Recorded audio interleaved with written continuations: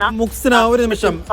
SNDP മുൻ general secretary CK Vidyasagar ഇപ്പോൾ telephone ലൈനിൽ ചേരുന്നുണ്ട്. ശ്രീ വിദ്യാസാഗർ, VD സതീഷിനെതിരെ നിരന്തരം ഇത്തരത്തിലുള്ള പരിഹാസങ്ങളും അധിക്ഷേപങ്ങളും നേരത്തെ തന്നെ നടത്തുന്നുണ്ട് ശ്രീ വെള്ളാപ്പള്ളി നടേശൻ. ഇതിപ്പോ പുതുതായി ഉണ്ടാകുന്നത് കടുത്ത ഈഴവ വിരോധിയാണ് VD സതീശൻ എന്നാണ് വെള്ളാപ്പള്ളി പറയുന്നത്. അങ്ങനെ താങ്കൾക്ക് തോന്നിയിട്ടുണ്ടോ? ഈ വെള്ളാപ്പള്ളി നടേശന്റെ നിരന്തരമായുള്ള VD സതീശൻ പരിഹാസങ്ങൾക്ക് അധിക്ഷേപങ്ങൾക്ക് പിന്നിൽ എന്തായിരിക്കും? അദ്ദേഹത്തിന് മിസ്റ്റർ സതീശനോട് പണ്ടേ ഉള്ള ഒരു വഴക്കാണത്.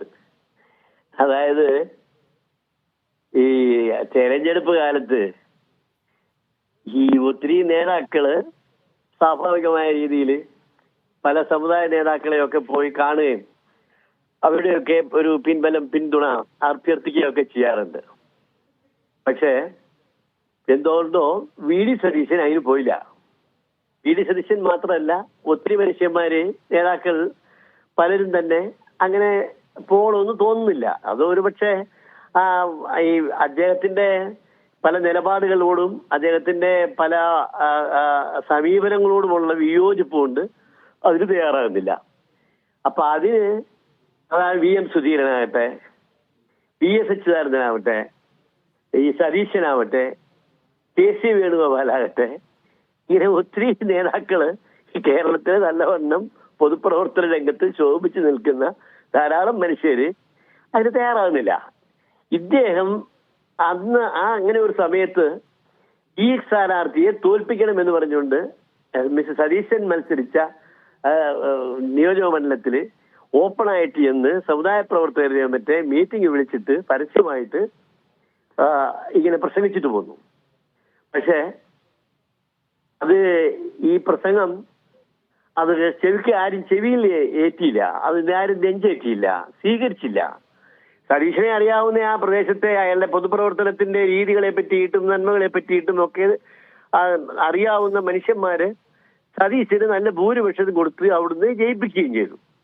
ഇതാണ് ഒരു കാര്യം ഞാൻ ഓർക്കുന്നത്. അത് മിസ്റ്റർ സതീശന്റെ കാര്യത്തിൽ മാത്രമല്ല, ആലപ്പുഴയില് KC വേണുഗോപാലിനെ തോൽപ്പിക്കാൻ നടന്നു പരസ്യമായിട്ട്, VM സുധീരനെ തോൽപ്പിക്കാനായിട്ട് നടന്നു.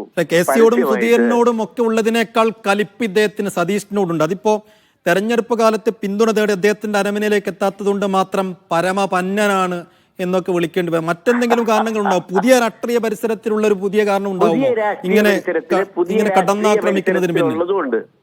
പുതിയ രാഷ്ട്രീയ ചരിത്രം ഞാനത് ചില ചർച്ചകളിൽ സൂചിപ്പിക്കുകയുണ്ടായി. അതായത് ഇവിടെ ഈഴവ സമുദായത്തിന്റെ മനസ്സില് ഒരു കോൺഗ്രസ് വിരുദ്ധ മനോഭാവം, BJPയിലേക്ക് ആളെ കൂട്ടുക, മകന്റെ പാർട്ടി അതുപോലെ ഭാര്യയും മകനെയും BJPക്ക് പിന്തുണ കൊടുപ്പിക്കാൻ വേണ്ടിയിട്ട് നടക്കുന്നു. ഒരുതരം മാരീചവേഷം കെട്ടിക്കൊണ്ട് നടത്തുന്ന ഒരുതരം സമീപനമാണ് ഇന്ന് വെള്ളാപ്പള്ളി സ്വീകരിച്ചുകൊണ്ടിരിക്കുന്നത്. അതിന്റെ ഒരു പരിണിതമാണ് അദ്ദേഹം കണ്ടുപിടിച്ചിരിക്കുന്ന ഒരു മാർഗമാണ് കോൺഗ്രസിനെ സ്ഥാനത്തും അസ്ഥാനത്തും അതിന്റെ നേതാക്കളെ പലരെയും കണ്ണടച്ച് യാതൊരു അടിസ്ഥാനവുമില്ലാതെ ആരോപണങ്ങൾ ഉന്നയിച്ചുകൊണ്ട് കൊച്ചാക്കാൻ ശ്രമിക്കുക. ഈ കാര്യങ്ങള് ശരിയാവണ്ണം നിരീക്ഷിക്കാത്ത, രാഷ്ട്രീയമായിട്ടൊക്കെ നിരീക്ഷണ പാഠവും കുറവുള്ള മനുഷ്യരുടെ സാധാരണക്കാരായിട്ടുള്ള ഈഴവരുടെയൊക്കെ മനസ്സിൽ കഴിയുമെങ്കിൽ ഒരു ചെറിയ വിരോധം ചില നേതാക്കളെ പറ്റിയിട്ട് സന്നിവേശിപ്പിക്കുക. അങ്ങനെ അദ്ദേഹത്തിന്റെ ലക്ഷ്യത്തിലേക്ക് ആ സമൂഹത്തെ തള്ളിവിടാനായിട്ട് ഉള്ള പരിശ്രമം. അതിനപ്പുറത്ത് ഇതിനകത്ത് ഒരു കാര്യവുമില്ല. മിസ്റ്റർ സതീശന്റെ പൊതുപ്രവർത്തനത്തെ പറ്റിയിട്ട് അറിയാനും അടുത്തു നിന്ന് കാണാനും ദൂരെ നിന്ന് കാണാനും അവസരമുണ്ടായിട്ടുള്ള സകല മനുഷ്യർക്കും അദ്ദേഹത്തെ പറ്റിയിട്ട് മിസ്റ്റർ വെള്ളാപ്പള്ളി പറഞ്ഞ വിധത്തിലുള്ള യാതൊരു ആരോപണങ്ങൾക്കും ഒരടിസ്ഥാനവും ഇല്ല.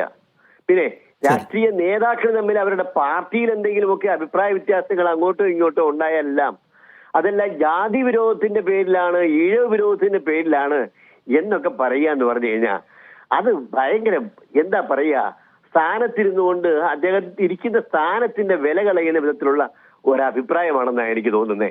ഞാനിതിനെ ശക്തമായിട്ട് അപലപിക്കുകയാണ്.